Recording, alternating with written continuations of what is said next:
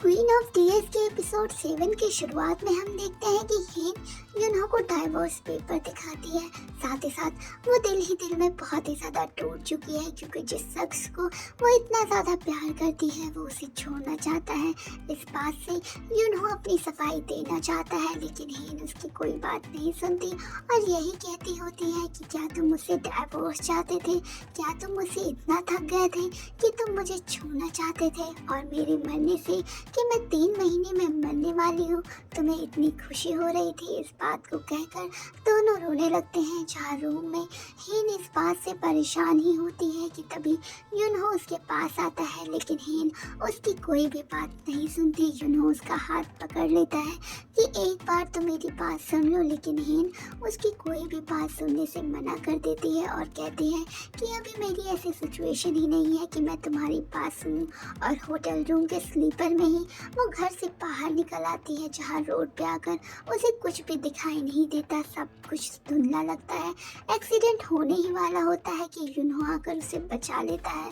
तब हेन के हाथ में वही जूते होते हैं यूनहो लेकर आया होता है, जहाँ पर यूनहो से कहता है कि क्या तुम मरना चाहती हो। तब हेन उसे कहती है कि अगली बार अगर मेरे साथ कुछ ऐसा हो और मैं मरने वाली हूँ तो प्लीज़ मुझे नहीं बताना, क्योंकि मैं बचना नहीं चाहती। डॉक्टर के पास आकर यूनहो उनसे बात करता है कि कब किस तरीके से वो उसका इलाज करवा सकता है, लेकिन डॉक्टर उसे बताते हैं कि उसके अंदर जीने की अब इच्छा ही नहीं बची है, उसके साथ कुछ ऐसा हो गया है।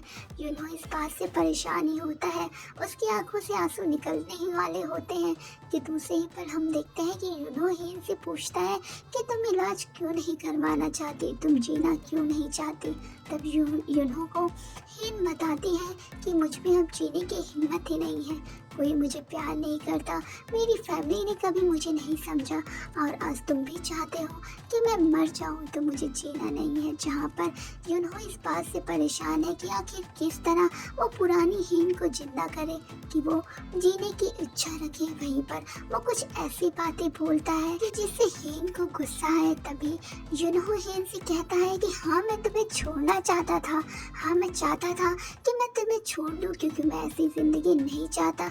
और हेन को आ जाता है गुस्सा। वहीं घर पर हम देखते हैं कि यूनहो को किस तरह सबने साइड लाइन किया और यून की बातों में आकर साइन कर लिया एक कॉन्ट्रैक्ट। घर वापस आकर यूनहो और हेन साथ तो आते हैं, लेकिन एयरपोर्ट पर ही यूनहो को छोड़ हेन आगे चली जाती है, जहाँ पर टीवी में वो देखता है कि किस तरह यून ने सबको अपने कब्जे में कर लिया है। यून इस बात के फिराक में है कि किस तरह वो क्वीन ऑफ टीयर्स के सारी कंपनी को एक साथ अपने नाम कर ले अपनी टीम के साथ। वह इस बात को डिस्कस करता हमें नजर आता है। घर पर जब हेन आती है तब उसके सारे फैमिली मेंबर उसे बैठकर कहते हैं कि यूनहो तो तुम्हें डाइवोर्स देना चाहता है, तो तुम क्या डाइवोर्स कैसे लोगी। जहाँ पर हेन उसे बताती है कि मैं इस तरह यूनहो को नहीं छोड़ूंगी, मैं पहले उसे सताऊंगी फिर मैं खुद उसे छोड़ूंगी। जहाँ पर यूनहो को उसका दोस्त एयरपोर्ट पर लेने आता है और इस बात से खुश है कि यूनहो बच गया। जहाँ पर यूनहो उसके हेन के घर आता है और उसके दादा से मिलने जाता है। उसकी माम उसे कन्फ्रंट करती है बाहर ही और मोबाइल फ़ोन बाहर रखवा कर। जब वो अंदर जाता है दादाजी से मिलने, तब दादाजी उसे कहते हैं कि तुम क्या चाहते हो, क्या तुम मेरी पोती के साथ इतना बुरा व्यवहार करना चाहते हो, अब तुम्हारा मेरा कोई रिश्ता नहीं है। यून की असलियत यूनहो बताना चाहता है, लेकिन दादाजी को उसकी बात पर भरोसा नहीं, क्योंकि उसने हेन को तकलीफ पहुंचाई है। जहाँ पर कुछ फोटोग्राफ दिखाकर यूनहो अपनी बात को साबित करना चाहता है कि यून इसमें मिला है। यून सीसीटीवी कैमरे में सभी कुछ रिकॉर्ड होते देख रहा है। घर पर ऐसी सिचुएशन आ जाती है यूनहो की कि यूनहो को फोन करती है जब उसकी मॉम, तो हेन की मॉम फोन उठाती है और उसे बताती हैं कि किस तरह यूनहो उनकी बेटी को डाइवोर्स देना चाहता है। आधी रात को जब यूनहो अपने घर जाता होता है तब बुआ जी उससे कन्फ्रंट करती हैं और कहती हैं कि क्या यही तुम्हारी असलियत है। रूम में आकर यूनहो और हेन एक दूसरे को देखते हैं, जहाँ पर हेन यूनहो से कहती है कि तुम यहाँ पर क्यों आए हो अपनी बेइज्जती कराने। हीन से कहता है कि तुम यून से सतर्क रहो, क्योंकि वो जैसा दिखता है वैसा बिल्कुल भी नहीं है। इतने साल गायब रहने के बाद अचानक तुमसे टच में आने पर उसकी क्या हो सकती है ये मुझे नहीं पता, लेकिन तुम मिस्टर यून से बिल्कुल भी दूर रहो, वो सही आदमी नहीं है। उसकी बातों पर कोई ध्यान नहीं देती है और अपने कमरे में चली जाती है। अगले दिन वो बिल्कुल तैयार होकर सच धज कर आती है ऑफिस में, और अपनी ऑफिस में जब कदम रखता है तो उसकी सारी फाइल्स गायब होती हैं। जहाँ पर ऑफिस में दोनों के सेक्रेटरी एक दूसरे की बातों को शेयर करते हैं कि किस तरह दोनों को एक दूसरे से दूर रखा जाए। वहीं पर ऑफिस में आकर सभी को कहता है कि मेरी तरफ से आज सभी को दावत है, ट्रीट दे रहा हूँ मैं।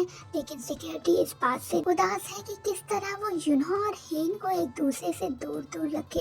जहाँ पर लिफ्ट में भी दोनों एक दूसरे के आमने सामने आ जाते हैं और दोनों एक दूसरे को काफी सारी बातें बोलते नजर आते हैं। जहाँ पर दूसरे ही पर हम ये भी देखते हैं कि यून को उसकी हेन की बीमारी की स्लिप मिल जाती है कि आखिर वो इलाज करवा रही है। जहाँ पर फ्लैशबैक में वो याद करता है कि हाँ ऐसा कुछ उसके साथ भी हुआ है।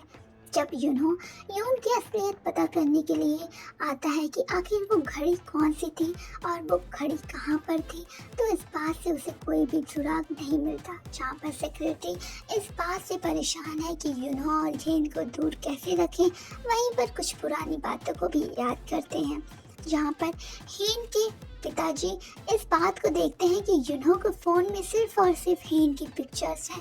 वो हेन से क्या इतनी मोहब्बत करता है कि हेन की पिक्चर्स जिसको वो डाइवोर्स देने वाला है उसकी फ़ोन में है। अगले दिन जब हेन ऑफिस में आती है तो अपनी सेक्रेटरी से कहती है कि के सारे बैंक डिटेल्स को चेक किया जाए कि उसने कितने पैसे निकाले हैं।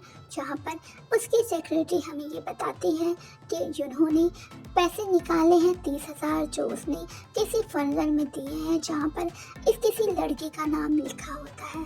उस लड़की से मिलने के लिए जब हेन आती है तब वो देखती है कि वो तो एक फंडर है जहाँ पर अक्सर वो देखा करती थी और कहती कि मेरा फंडर एक अच्छी जगह पे हो। तो क्या की यही प्लानिंग थी जहाँ पर वो अपने ऑफिस के उसी लड़के से मिलती है जो बहुत ही ज़्यादा परेशान होती है।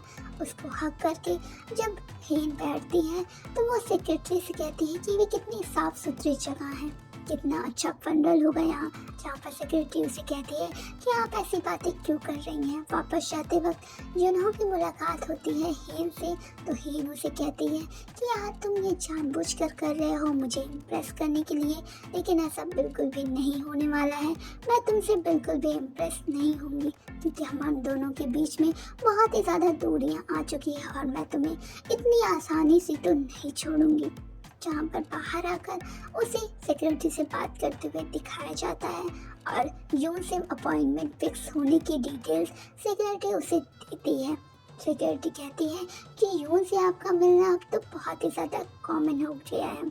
यून से मिलने के लिए हेन डिनर पर आती है तब उसे कहता है कि मुझे पता चल गया है कि तुम दोनों का डाइवोर्स होने वाला है और मेरी एक ही इच्छा है कि तुम से डाइवोर्स ले लो। इस बात से हेन शॉक्ड हो जाती है कि इसे कैसे मालूम कि हम दोनों का डाइवोर्स होने वाला है। और तभी यून कहता है कि तुम्हें लग रहा होगा कि मैं फिर से अपनी हदें पार कर रहा हूँ, लेकिन ऐसा नहीं है। जहाँ पर हेन इस बात से उड़ जाती है और बाहर आकर उसकी तबीयत एक बार फिर से हमें खराब दिखाई जाती है। यून को उसकी सारी बीमारी के बारे में पता चलते चलते हमें ये दिखता है कि यून को उसकी असलियत पता होने वाली है। जहाँ पर दूसरे ही पर हम देखते हैं कि अपने फ्रेंड के साथ बैठा होता है और इस बात को डिस्कस करता है कि किस तरह यून की असलियत सामने लाई जाए। अगले ही पल हमें दिखाया जाता है कि यून से मिलने आखिर ये कौन आया। जहाँ पर शक्ल देखने पर ये पता चलता है कि ये तो दादाजी की गर्लफ्रेंड है जो उसी के घर में रहती है। दादाजी की गर्लफ्रेंड आखिर यून की क्या लगती हैं? जी हाँ दोस्तों, दादाजी की गर्लफ्रेंड यून की माँ है जो कि बचपन में बहुत ही ज़्यादा गरीब थी और वो क्वीन ऑफ टीयर्स के मालिक को देखती रहती थी। और ये सारा प्लान उन्हीं का है कि किस तरह क्वीन को अपने कब्जे में लाया जाए और सारी प्रॉपर्टी के मालिक बना जाए। यूनहो जब घर वापस आता होता है तो रास्ते में वो हेन को देखता है, जहाँ पर हेन को देखकर वो कहता है कि तुम यहाँ क्या कर रही हो, जहाँ पर उसे इस बात का भी मालूम पड़ता है कि हेन की तो याददाश्त ही गायब हो गई है और वो जर्मनी में जो कुछ भी हुआ उन दोनों के बीच सारी बातें भूल चुकी है। और हेन को इस तरह देखकर जुनहो की आंखों से आंसू बहने लगते हैं। हेन को उसकी सारी बातें भूल चुकी है और हेन को ये भी नहीं याद कि युनहो और उसके बीच में क्या बातें हुई और दोनों के बीच में डाइवोर्स होने वाला है। और अपना कंसर्न दिखाते हुए वो उसे गले लगाती है और कहती है कि तुम रो क्यों रहे हो, तुम ऐसे रो मत, मैं तुमसे बहुत प्यार करती हूँ। फ्लैशबैक में एक बार फिर से हम देखते हैं कि युनहो और हेन की शादी से पहले की सीन्स दिखाई देती है, जहाँ पर दोनों बहुत ही ज़्यादा खुश हैं और ये देखने को मिलता है कि हेन की सारी बातों पर युनहो आंख बंद करके भरोसा कर लेता है। क्या हेन से युनहो इतनी ज़्यादा मोहब्बत करता है तो क्यों वो उससे डाइवोर्स लेना चाहता था? आगे की जानकारी के लिए सब